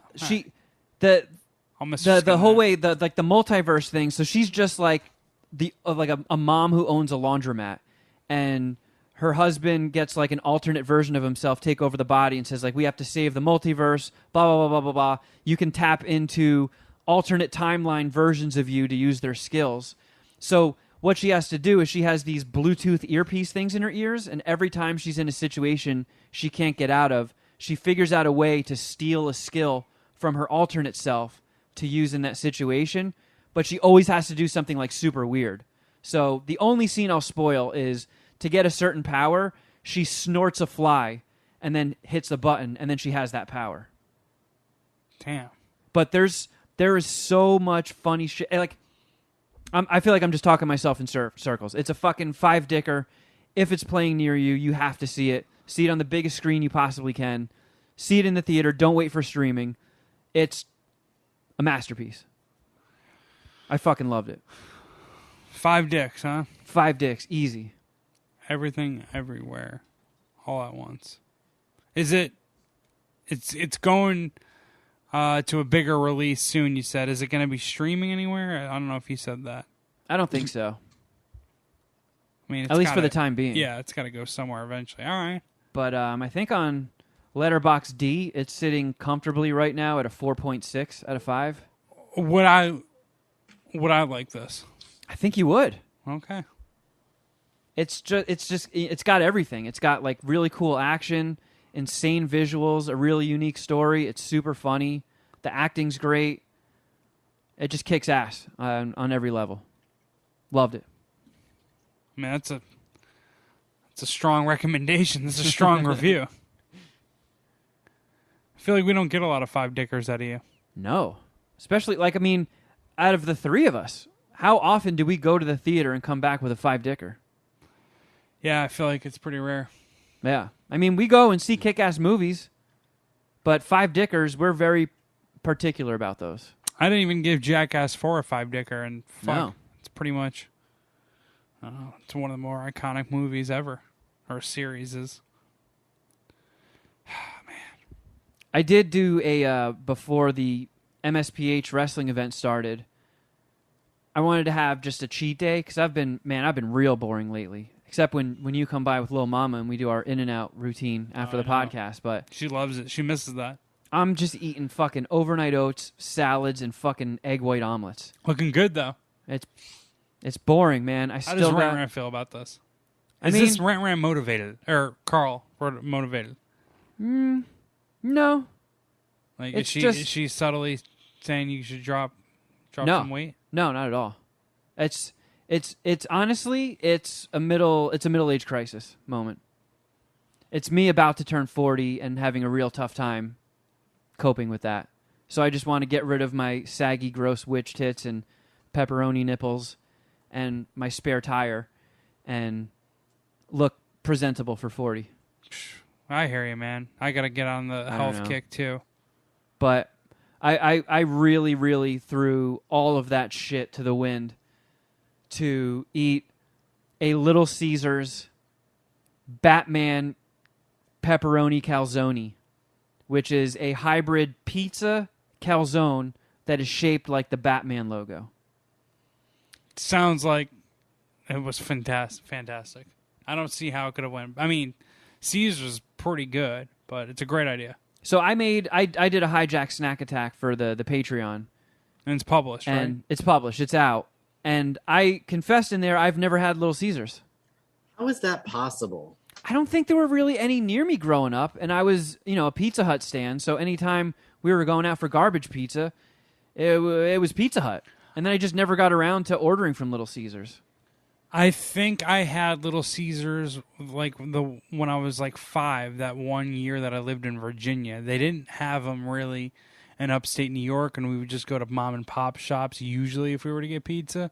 I had Little Caesars for either the first time or the first time in like 30 or 25 years, we'll say, out here in Long Beach when I first moved out here, because they had the $5 or $6 easy hot and ready pizzas. Yeah. And for $6, like, fuck, they were good, right? I mean, obviously I was much poorer then than I am now, and I was grinding, just moving to LA, but I didn't think Little Caesars was really terrible. And I was thinking about doing a Batman calzone hybrid pizza Little Caesars snack attack. So I'm happy that you at least covered it. Yeah, because I texted you guys. I sent a picture of it to the group chat, and it was like, what are your guys' thoughts on this? Anybody tried it? And I don't think you said anything, Jeff, and Shuddy was like, I've seen pictures and it looks disgusting. No, I did say that. I said that it looked better in the promo pictures than in the real pictures I've seen of it. So I was like, fuck it, I'm going for it. And I have of the chain pizza places like that, I put Little Caesars below Domino's, but above Pizza Hut and Papa John's. Okay. I do think Papa John's for some reason, I think they're overly disrespected. They're like the Will Smith of the big brand pizza. They just need to slap Domino's and just slap the shit out of Domino's. Establish dominance. My first job was at a Little Caesars where Dom was in charge of the shift. Oh, I remember that. Dom. Man. But yeah, I ate that thing. It was fucking delicious, and then I suffered through all of MSPH wrestling. It fucked me up big time. It didn't ruin the movie, though. No. Did you poop before the movie? No, I couldn't even poop. Carl was here. No, I could have pooped. I have my tricks to get away with pooping when Carl is here. How do you do that? Yeah. What are these tricks? I'll be like, I'm going in to take a shower, and then I turn the shower on and take a shit, and then hop in the shower. Fair enough. That's so the you're only not showered before you see her?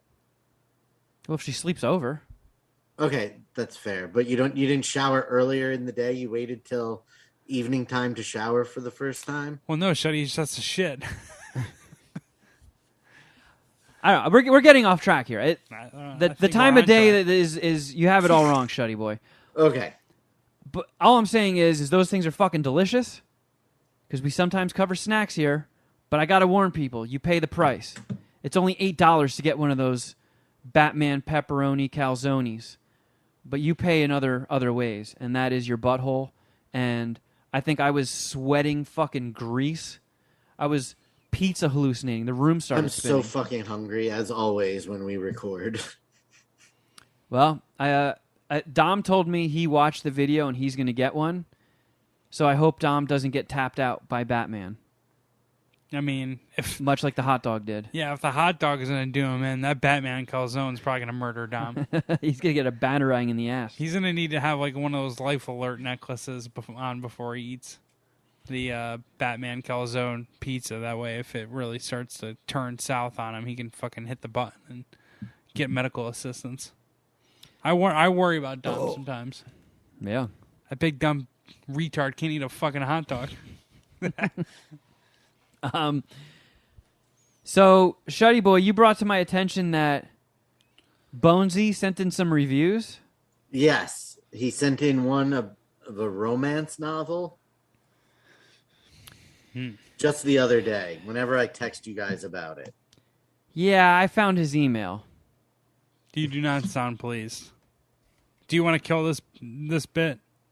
Are we moving on from movies will Bonesy to? I'll fucking fire him. I'll fire him. Let's do it. I just skimmed this email. Okay, here we go. Bonesy, who notoriously loved Marry Me with J-Lo and Owen Wilson, is now recommending people watch in his segment Flicks to Bonesies 2, Finding You from 2021 on Netflix. I don't know who these people are. Rose Reed, Jedediah Goodacre, Vanessa Redgrave, and Catherine McNamara. Sounds like a bunch of Canadians. He says this is labeled a rom-com but has more the feeling of a dramatic romance with comedy sprinkled in and is a strong movie in a category with so many choices. I feel like when I read Bonesy's reviews to rom-coms, it sounds like when Patrick Bateman reviews Genesis albums before he kills Paul Allen Yeah. in American Psycho. There is I don't know, almost like a touch of unhinged in there. Yeah. Just like, I don't know. The start was a bit of a whirlwind, and we don't find out too much other than the lead character's brother took a semester abroad to find himself. It's like he's breaking down Huey Lewis in the news as Yeah. he's grabbing the axe. So she's going to do the same thing after another failed attempt in a violin audition for a prestigious school. We got it. You want to murder your wife, Bonesy. Our lead meets a huge celebrity with the usual stereotypes to go along with it, and there starts the story, which is surprisingly deep and well written. The characters are sweet and sassy, while drawing the audience in, making you laugh and feel sad at the appropriate times. The more sad... There are more sad, grasp the hand of the person beside you and let a tear fall moments than in a lot of movies of this genre.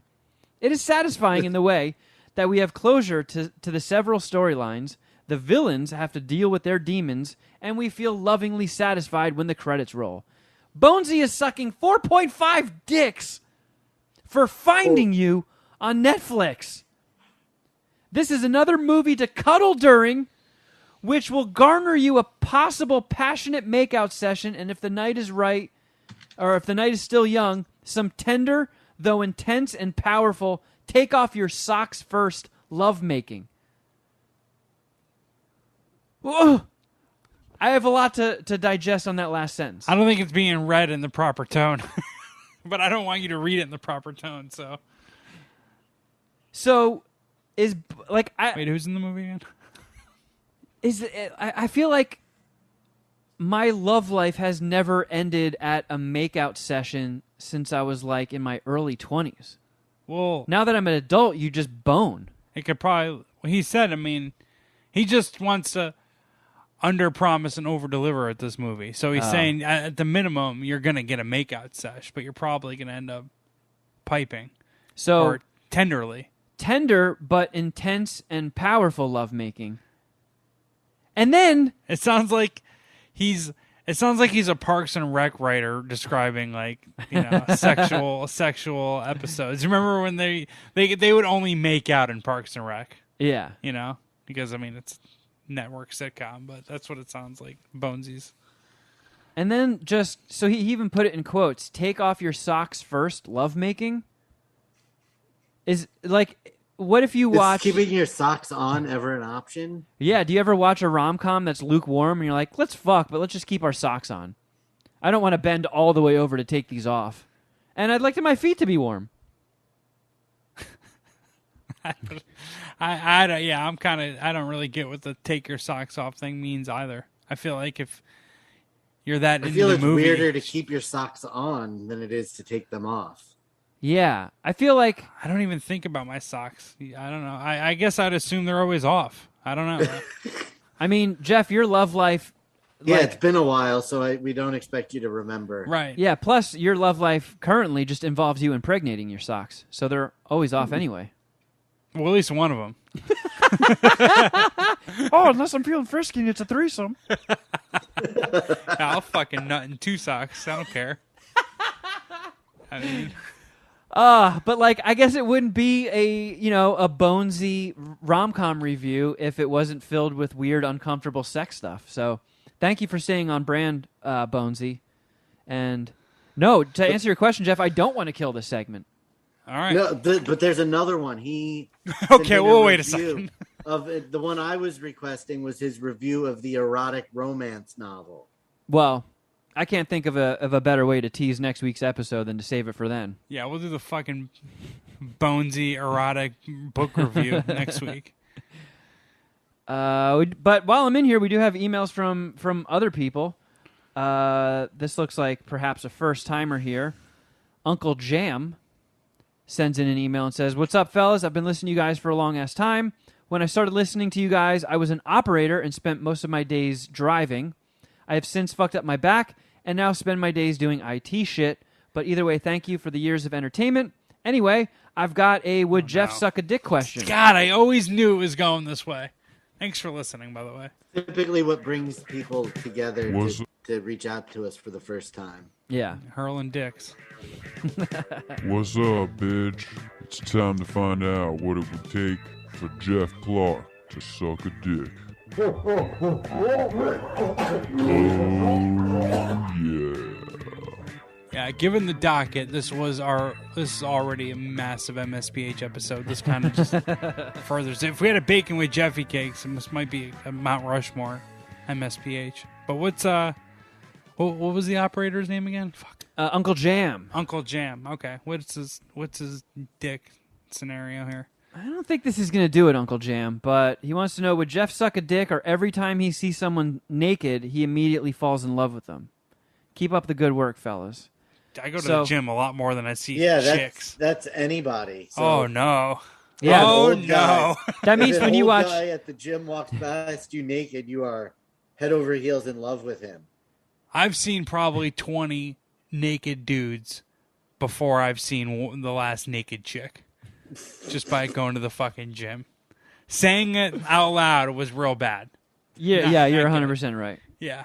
I'm probably going to regret that I just said that. But it's the truth. And so you would be in love with 20 dudes right now? Yeah, I would. Jesus Christ. I would be the biggest slut in the gym. Yeah, you'd be... Would you suck one dick or would you suck 20? I'd probably just move into the sauna, right?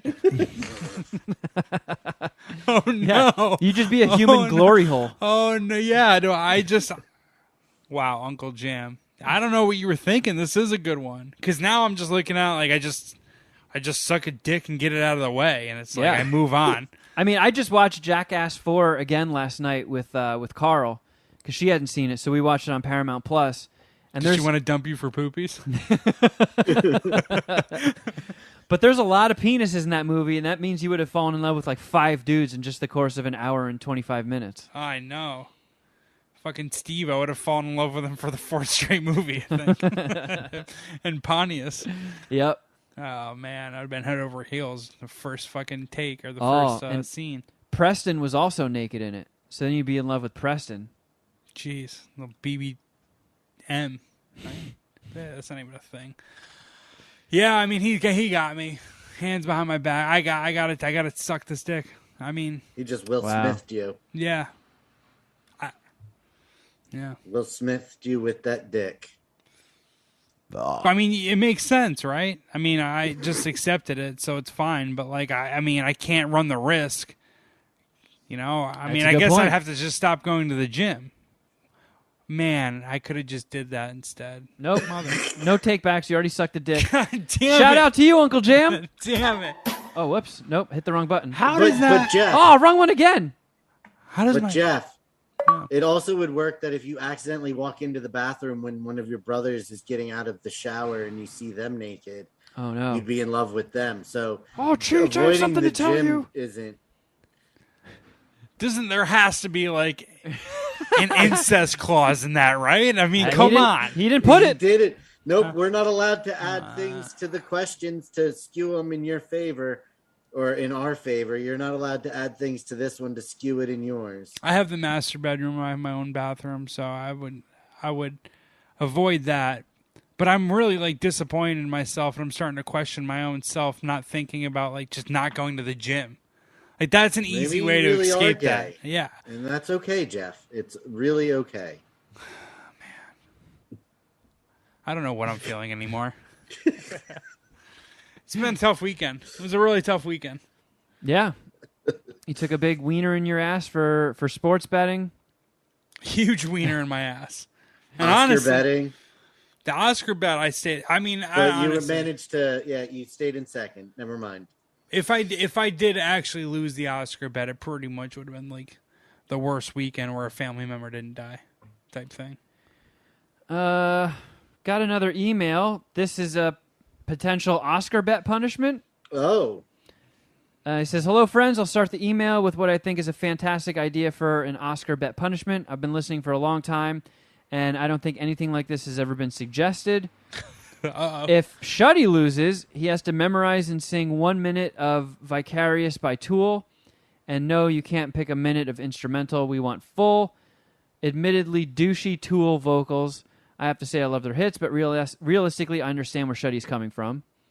If Kevin loses, he has to memorize and sing 1 minute of Supercalifragilisticexpialidocious from Mary Poppins.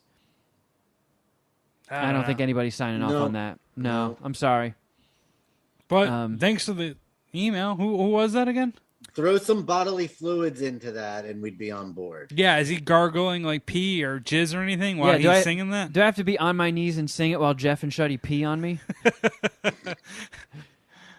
He also says, this is getting into Bonesy territory, Mary Poppins is far and away my favorite movie of all time. I don't think we needed that in the email. No. Or the revelation. Hopefully we're the only people he told that to. I've never seen Mary Poppins. Really? Yeah. That doesn't surprise me. I mean, like, I grew up I have brothers. So it's not like they wanted to watch it. It's not like I would pass it down. And like my father and my mom didn't have me watch that bullshit. Yeah, I feel like that was something that just got put on when you were a kid. I don't know if any kids actually that was something request my it. mom would put on for me. But I was born in 86. So if you think about it, like my when I was like 5 or 6, that is kind of like the prime of Disney movies, right?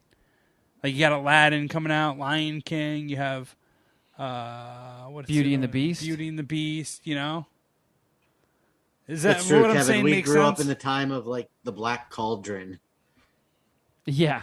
I don't even know what that means. I never even saw it, Black Cauldron. So maybe it's just the era. Mary Poppins' time had passed. That's kind of how I look at it.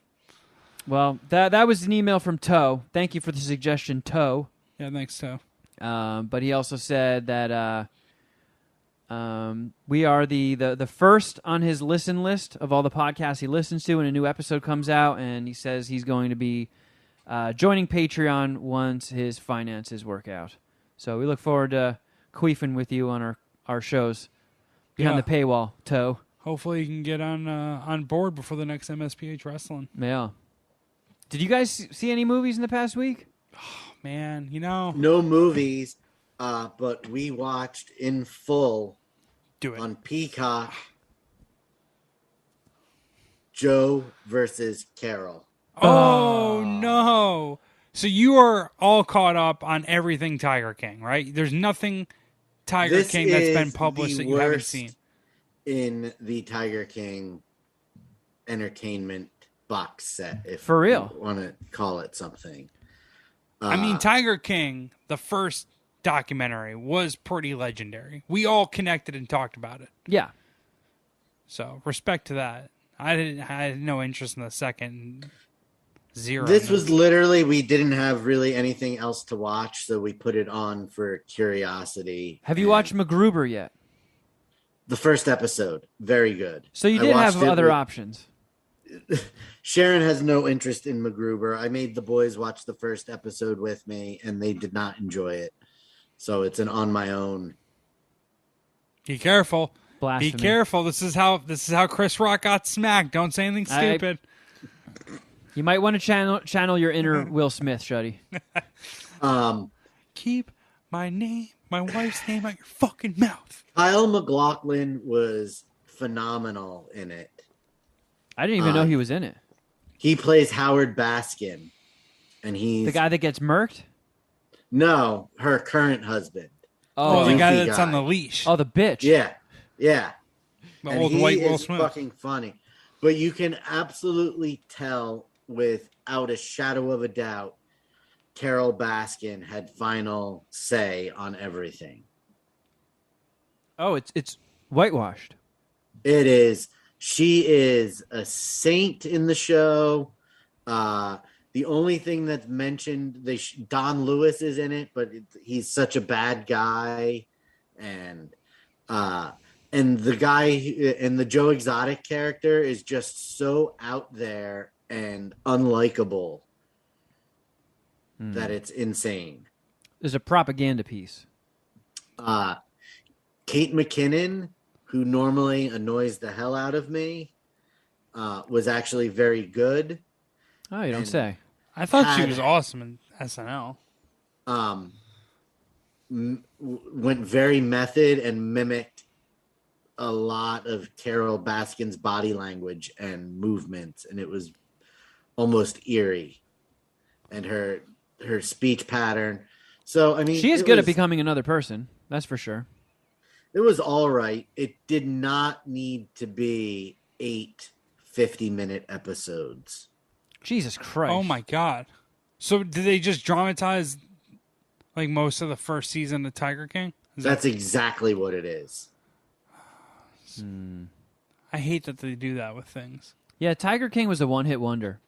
The first season was awesome. It connected with everybody, and I didn't need any more. I think one of you guys reviewed this. Did either one of you see the Pam and Tommy show? I'm 4 episodes in now. How do you feel about it? It's sick. It is good. Okay. Yeah, it's really good. It mostly focuses on Seth Rogen's character. So like he plays the carpenter that Tommy Lee fucks over, and then he's like seeks revenge by stealing a safe and then finds the sex tape in it. And That's how that happened? Yeah. Yeah. No shit. Dude, there's stuff in there. I'm like, man, if they're not making any of this shit up, like if the big plot points are true, this is a fucking crazier story than I ever knew. Yeah. And I think it's all based on like a Rolling. We were. Yeah. All I cared about was I just wanted to see Pamela Anderson naked. For sure. Yeah, because this was what, like 95 or something? Yeah. So I was like 12 14. or 13.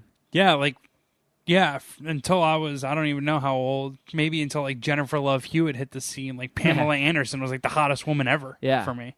So like, I mean, the some of the stuff that happens in it is fucking crazy, and I forget if it's his uncle or not, but Seth Rogen's character is connected to this pornographer who's played by Nick Offerman. Yeah. And he's great. Ron Swanson. Yeah. And then, I mean, the Sebastian Stan is awesome as Tommy Lee. He's such a douchebag in it. And Lily James, who plays Pamela Anderson, is fucking uncanny. I know they gave her prosthetic boobs to make her have gigantic boobs. Yeah. But her face looks just like her. Like, and she's, super skinny and super hot. Yeah. It's definitely worth a watch. So, I'm really enjoying it. I hope this doesn't spoil anything, so I guess, stop me if it does, but so is the beginning part, is this first part of the story, this carpenter gets hired by Tommy Lee and just stiffs him, pulls a Donald Trump? Yeah. And this guy's like, fuck this. Yeah. I'm going to go get my money one way or the other. Yeah. Yeah, this is like No the guy shit. who snitched on AB for having a fake vaccine card. Okay. Yeah, when you're up on top, you gotta be careful, because when you step on toes, those motherfuckers will take revenge on you. So does that show not, it makes Tommy Lee look like a douchebag? Yeah. How much of that do you think is true? Because I always kind of had a good feeling about Tommy Lee, and I always thought he was cool. Because I know people. What are you laughing about? You don't agree, Shuddy? I don't know what the general thinking of Tommy Lee makes you think that he's just a really good guy. He seemed all right in The Dirt, the MGK version of him. And I know people that have worked with Tommy Lee. Yeah. So, and spent a lot of time around him and said he was cool. Okay. And said he was a decent guy. But I mean, so the stuff that like he like keeps saying, like, changing shit, like, oh, I want my, like, he builds this huge custom bed frame like in this addition they're doing on their mega mansion, and he's like just about done, and he's like, you know what, I want it over there. And he's like, do you realize how much it's going to cost to move that over there? And he gets like in his face, like, do I look like fucking money matters to me? Fucking move it. But he's also one of those people that doesn't realize that if you're a carpenter, you have to go and buy the supplies. You have to buy all the wood and shit that you're making things with. So Seth Rogen is getting stiffed on the payments. He's like, hey, you still haven't paid us. And he's like, you think I'm not going to fucking pay you? You trying to embarrass me? And does shit like that. And then when Seth, I forget what happens, but he gets pissed off at Seth Rogen and fires him. And he's like, but you haven't paid me. He's like, yeah, and I'm not gonna because you do shit work, so get the fuck out of here. Man. So Seth Rogen's character, if this is to be believed in real life, took like a huge fucking loss, and he was just, an average Joe, just managing to skate by. And Tommy Lee just royally fucked him over. So he's kind of the good guy despite, pretty much doing a pretty shitty thing. Yeah. Interesting. That is kind of interesting. Okay. So I don't know. That's kind of what turned me off about the winning time. The fucking 20 minutes I've watched of it, at least, which is, again, that HBO show by Adam McKay about the Showtime Lakers and Jerry Buss and Magic Johnson and all that. And it's just like the way they portrayed Jerry West was just so fucking disrespectful, and there's no way it's true. There's a bunch of people that have already have already weighed in. I'm like, yeah, that is not Jerry West, and apparently he makes Pat Riley look like a huge bitch through Adrian Brody as well. And it's like that kind of thing that would kind of throw me off, and it sounds like this isn't that it's a very dramatized but almost inauthentic version of what Tommy Lee is. But then again, all I know is really just Howard Stern appearances, interviews I've seen him in. It's like, this guy seems cool. Yeah, but he was like, I think I've told this story before. I produced a show one time where I had to go to this guy's house who was a rock star and dating or married to a porn star.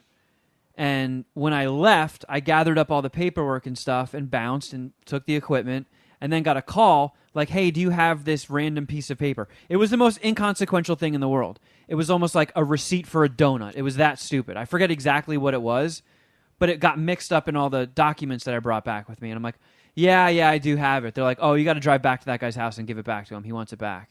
And I was like, fuck, really? So I still had his number, and I texted him. I'm like, hey, when should I bring this over? And he's like, come over now, dude. So I go to his house, I ring the doorbell, and I just hear moaning. Have you ever told me this? I love this story. Have you told this story on MSPH? I feel like this is the first time I'm hearing this. I think I have. Early days. And you never said the name of the musician? I might have said who it was. And you're not going to now, right? I You got to tell me after. Should I? Yeah, I absolutely can I say should. it? What? I mean, he was married to a porn star. It's Maynard, right? No, it was Evan from Biohazard, who was in Oz, and he was married to... Tara Which Patrick. porn star was he with? Tara Patrick. Tara Patrick is hot. But this was after their divorce, and he was with a different porn star. So Was she hot? Yeah. Okay. So he tells Hotter me than to come. Tara Patrick? Sorry. I don't know. Sorry. Google her. Fucking Google her. I don't. Okay. So I go back to his house when he tells me to. I ring the doorbell, and I hear moaning and ah. And I'm like, Jesus Christ. So I ring the doorbell again, and I hear hold on a sec. And then I'm waiting outside his door. Again, this is when he told me to come over. He finally comes downstairs, opens up the door. He's shirtless. His sweatpants are hanging super low where I can almost see the root of his dong. And he's eating an apple. And he puts his hand out and he's like, what's up, bro? So I put my hand out to shake his hand. And he goes, oh, trust me, you don't want to shake my hand right now. And I was just like, why'd you put your hand out? Why'd you go for a handshake and then tell me not to shake your hand?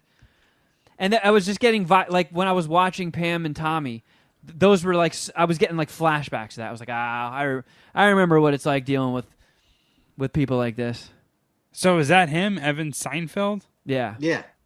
No shit. I got to find out who he was married to at the time or who that porn star was. I'm very interested. Tara Patrick kind of threw me off because, man, I thought she was fucking the hottest chick ever when she first went on Howard Stern. I was like, oh my God. All right, well. Lupe Fuentes.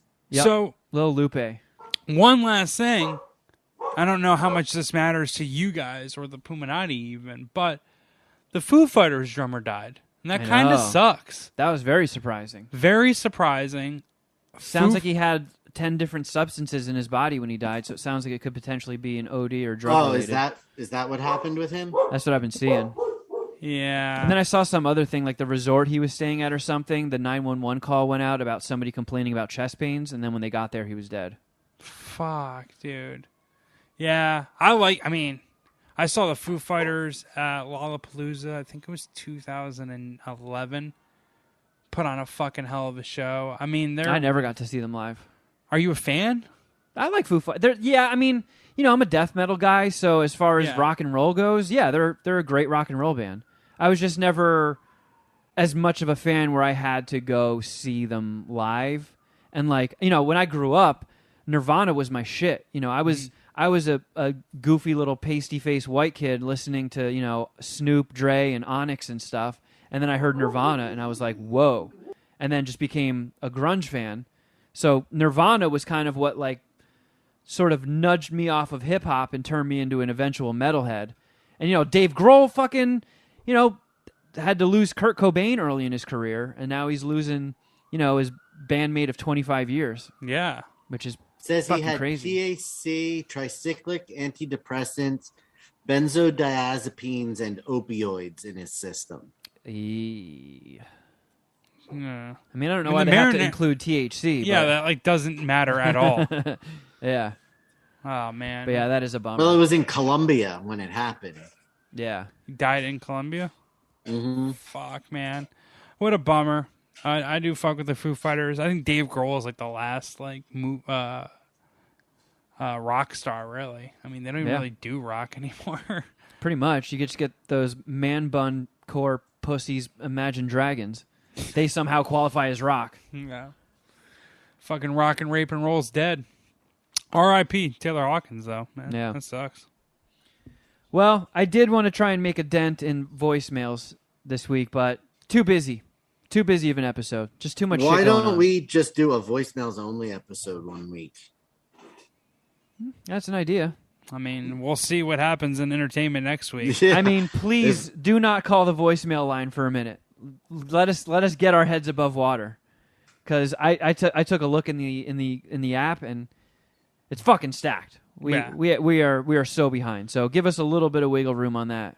Yeah, or just don't voicemail anything consequential that you don't need any quick turnaround time on, because you're not going to get it. Yeah, nothing time sensitive. And keep them short. Brevity is key. I wonder how many like Will Smith, Chris Rock God. voicemails we get. Can't wait to discuss this again in a couple weeks. Well, thank you everybody for listening. Had a just mountain of stuff to get through today, and I got to take my fucking medicine, figure out an Oscars punishment for me. See, and you guys didn't even want to do it this year, and look who took the big L.